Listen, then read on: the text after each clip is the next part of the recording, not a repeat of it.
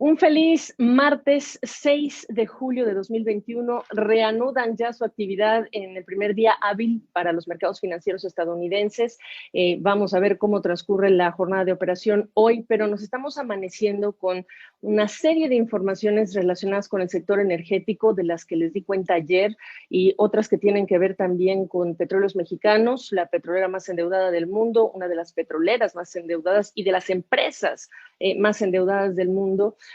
Pues sí, con estas imágenes impresionantes que le han dado la vuelta al mundo, y eso también es noticia, que le dio la vuelta al mundo esta fuga de gas y este impresionante incendio que se dio en lo que es la sonda de Campeche, las repercusiones aún desconocidas para el ecosistema marino, la información o la falta de información que entrega la autoridad en este sentido, no solamente las razones de lo que ocurrió, y por supuesto que el enojo de la empresa Talos Energy, que a través de un comunicado pues habla de su molestia después de haber cometido pues inversiones importantes en lo que es el desarrollo Sama, que según entendemos por los propios economistas y analistas del sector, pues es uno de los mayores campos privados petroleros que se haya encontrado a la fecha en México. Y todo esto pues son los temas que queremos hablar por las repercusiones que tiene en cuanto al precio del petróleo y en cuanto a la fragilidad de Petróleos Mexicanos. No digo más.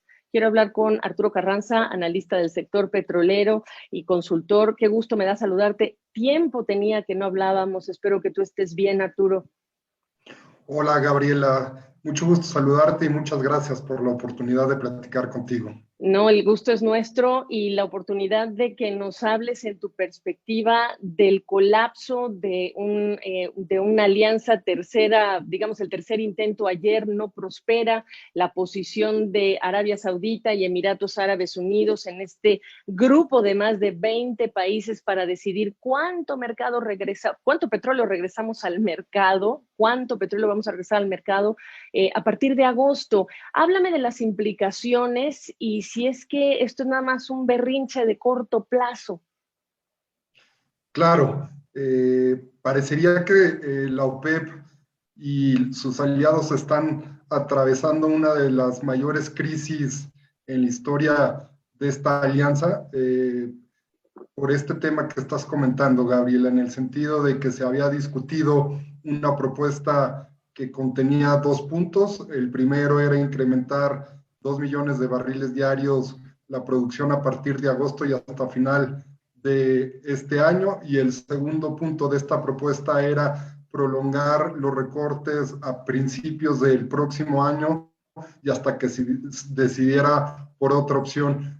Lo que hemos sabido es que con respecto al primer punto prácticamente todos los países estaban de acuerdo. Sin embargo, con respecto al segundo punto, esto es mantener los recortes a partir del próximo año, Emiratos Árabes Unidos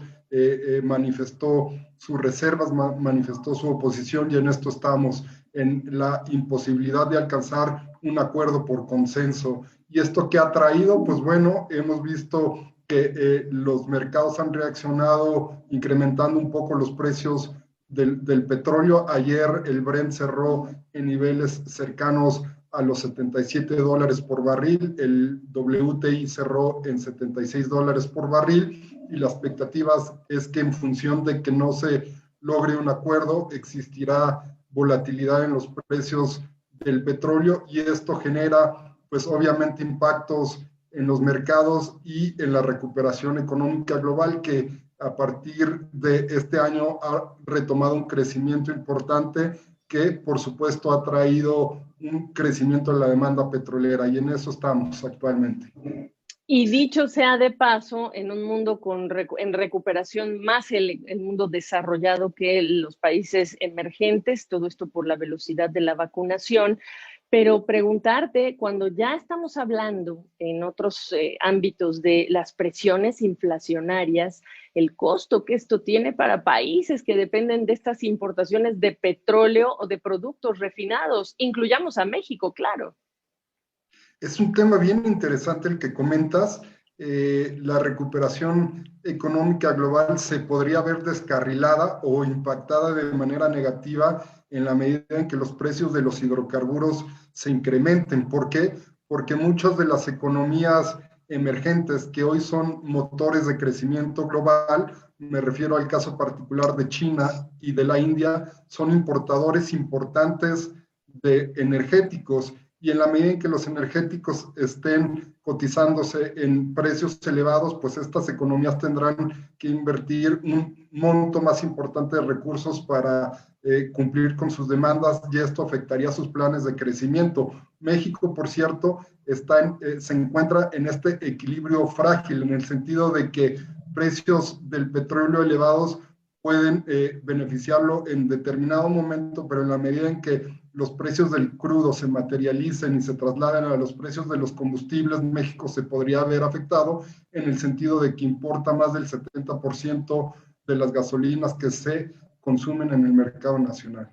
Y voy a agregar un agravante, que es el tipo de cambio, y no solo para México, el costo de esas importaciones en un momento en el que el dinero no sobra, en el que estamos apostando en 2021 a la recuperación, tiene implicaciones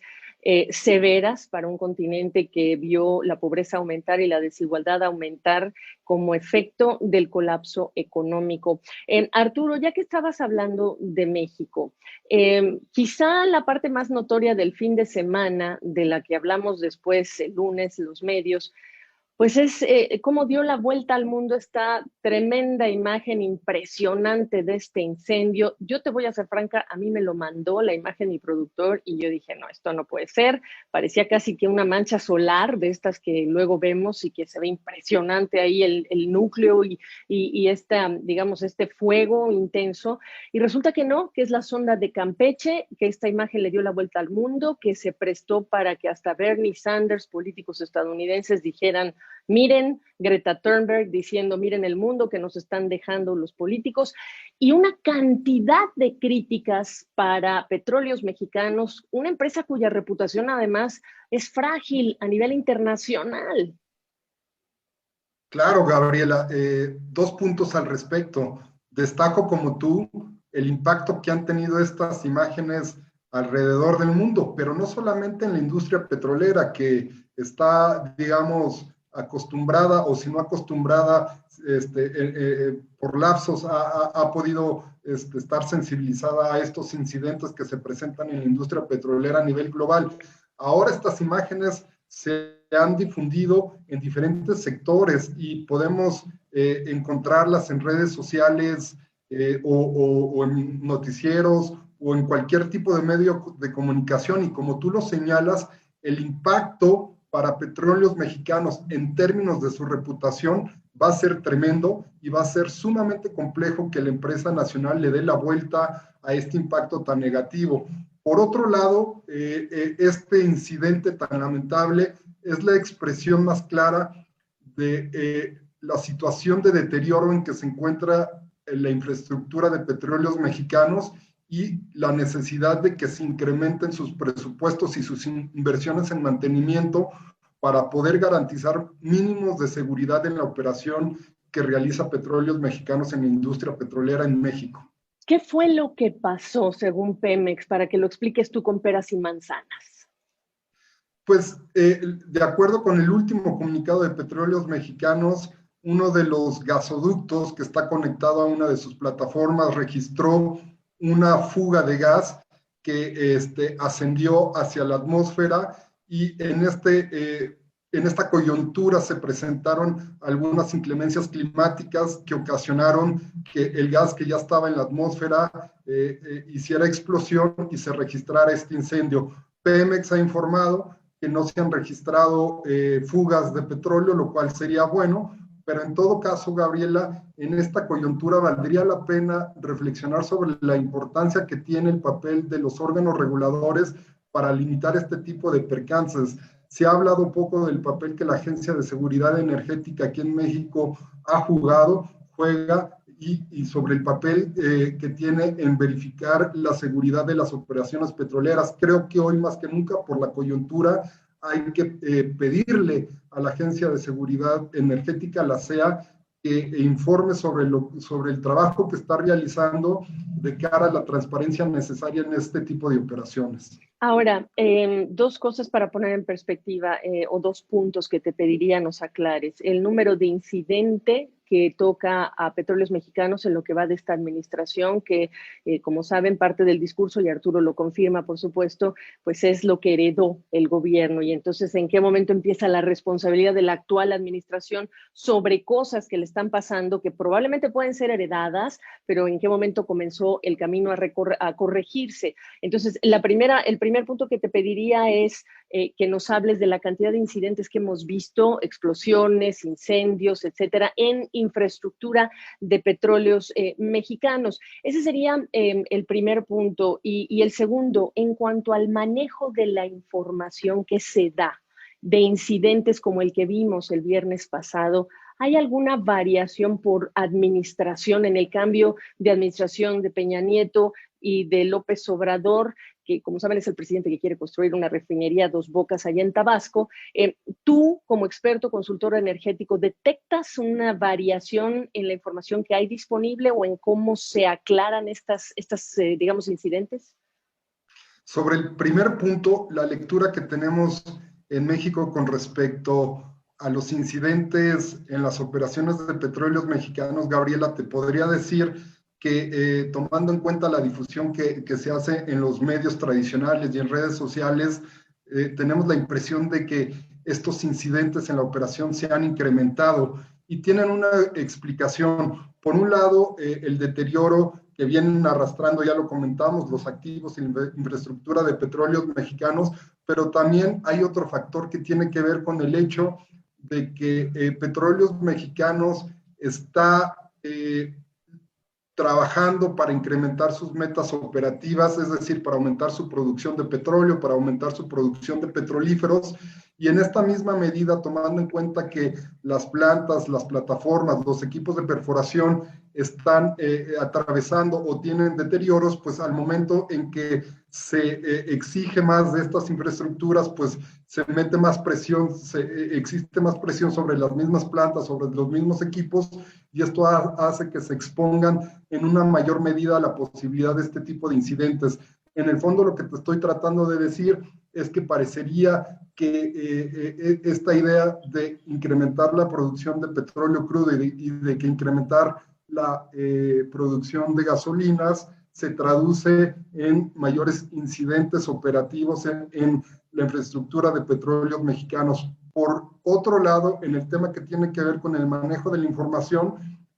lo que observamos es prácticamente una ausencia de una estrategia seria, profesional, para administrar las crisis que ocasionan este tipo de incidentes. Lo cierto es que no hay mucha diferencia con respecto a lo que esta administración hace y con lo que otras administraciones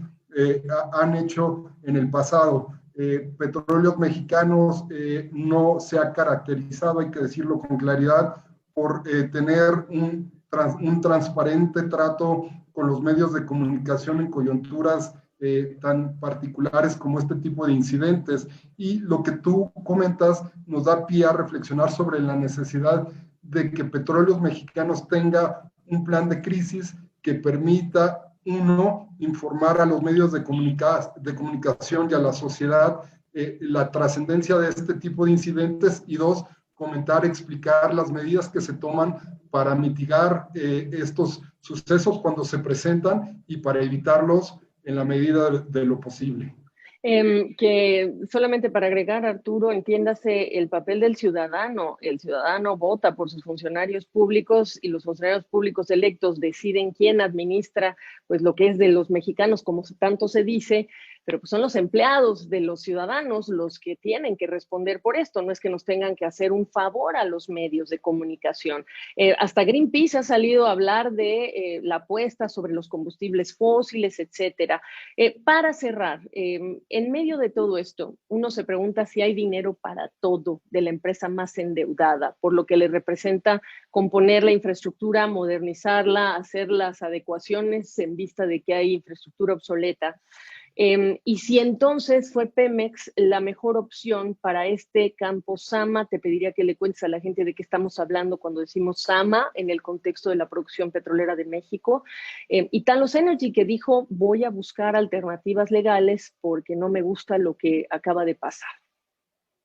En el fondo, lo que tú planteas, Gabriela, está muy relacionado con el hecho de reflexionar sobre la política energética de este gobierno, que está orientada principalmente al fortalecimiento de las empresas públicas de energía. Y lo que cuestionamos es